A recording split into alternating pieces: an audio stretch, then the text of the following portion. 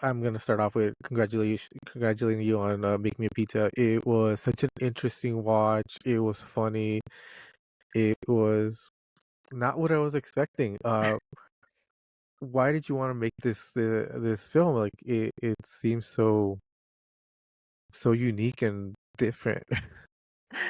Yeah, thanks for watching and saying those things, those very nice things.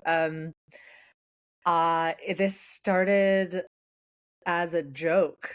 Mhm, This started as something that made me and my co-writer, Woody, laugh, and I don't think that we took it uh, fully seriously until we were in darker times mhm, in the during the pandemic, and a joke like that started to seem really important and mhm. like something that was kind of this chaotic, surreal, weird lifeline that uh, I really clung to and kept developing and just kept going deeper into. And then suddenly we were making the pizza movie. One of these actors really step up and take over this scene. And how do you get them to that point of the silliness, yet they're so serious throughout the entire thing? Yeah, I think that that was sort of the main thing behind it was the joke is how seriously they're taking it. Like the world is very serious and very real for them.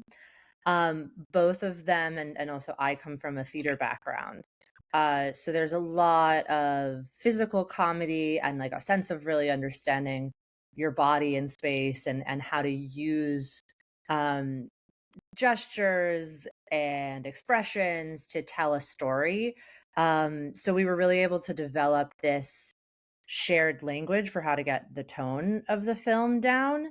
Um, and kind of create a very structured space from devising and from rehearsing that then we could like play around in when we were actually shooting. um but yeah, I mean, they both are amazing and took so many risks with this, and it was not easy at all. um but I think it was a really fun challenge, and they were both, I mean, Woody is the co-writer of it, so he knew what the challenge was going in. But Sophie Neff kind of came in pretty late in the process and just like completely gave her all to it, and it was really uh amazing to see and to get to collaborate with them both. Yeah, they definitely did an amazing job. With so much nonsensical stuff that's happening and so much comedy, how much of it was on paper? How much of it did you just let them play with? It was pretty dialed in by the time that we got to shooting. Um, the script had been in development for so long, through some early devising rehearsals and through just kind of honestly like a constant text riff chain that I had with Woody, the lead actor and co-writer, where we were just like coming up with different jokes and ideas, and the structure was pretty clear. And then, when you get into things like um intimacy and those sequences, like that stuff is really choreographed. Mhm. You're not really veering much from it. And I'm not someone who thinks like there's this whole, oh, you got to keep it fresh, but like, and you shouldn't over rehearse. And I think that that's just a fear based thing. Like, I think if you've over rehearsed something, it's because you haven't it's because it maybe, wasn't very good to begin with, and we actually got to a point where we had like have to go past over rehearsing something. You rehearse it so much that maybe it feels stale, and then you're like, okay, but let's find the life back in it. But now we have the beats and the structure and the physical presence, and I think us all coming from the theater really understand that there's not like it's actually helpful to have a structure to play within. So there was play, and there was taking risks, and there were small adjustments made, but it was pretty locked in from the start. with the intimacy in this project, how do you keep that comfort between your cast, and how do you keep a comfort and not laugh as a director?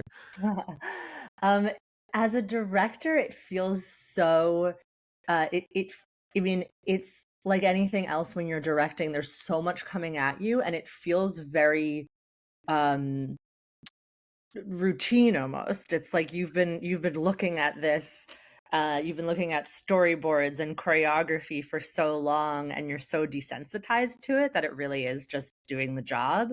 And then that's why it's great to have an intimacy coordinator. Our intimacy coordinator, Felicia Armstrong, was there. And she's wonderful. And she was really the one there checking in with the actors on the day and making sure that their boundaries and their needs were met.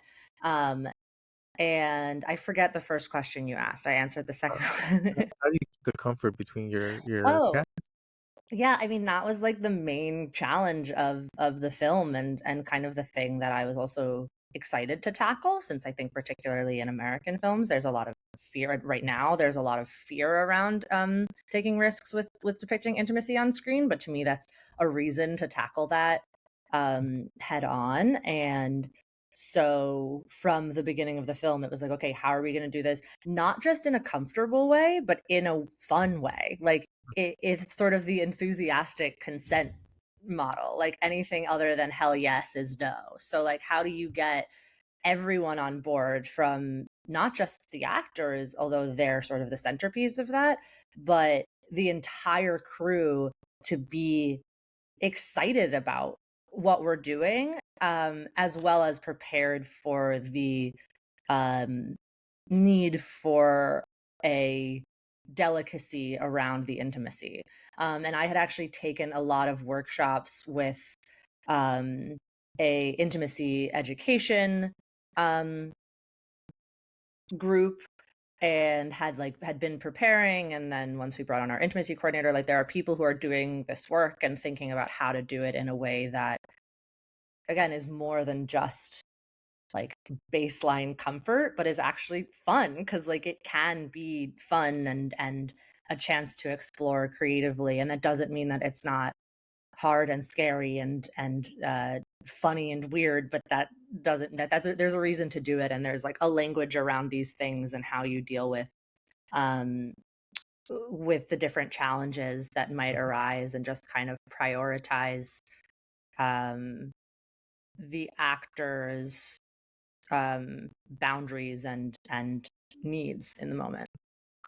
Uh, since you got a little bit desensitized to the weirdness and all this of the film, how satisfied were you with the finished product when you finally saw it done? It wasn't until I think it wasn't until I was in the edit that I realized what we had done. There was definitely a moment watching it cut together, I was like, "Oh my god, like, we made this," because I had sort of forgotten, as I had gotten so, um, focused on just the task at hand. Um, and I was like, "Oh, wow, like, we really, created this entire world." But I was so excited. I mean, it had had the time to cook properly, and so by the time it came out, it was what we had envisioned it to be. And it took a lot of work with my editor Lin Hong to get it there, for sure. It was not a easy paint by numbers process, but like, we had all of the raw material, and it was just exciting to put it together and kind of use that model, that's maybe similar to the way that we approached intimacy, of um, fear is a reason to keep going, and like, maximalism is the goal. And if we feel like something is not working, maybe we have to do more of it. Maybe we have to go further, rather than like, "Oh, let's pull back, let's play it safe." Because it was just like, let's throw in the chaos, let's take the risk. And that was such a fun, creative place to be in throughout the whole process. With how fun this project is and how bizarre things get, when you finally see it with an audience in South by Southwest, what are you looking for? What kind of reaction are you expecting?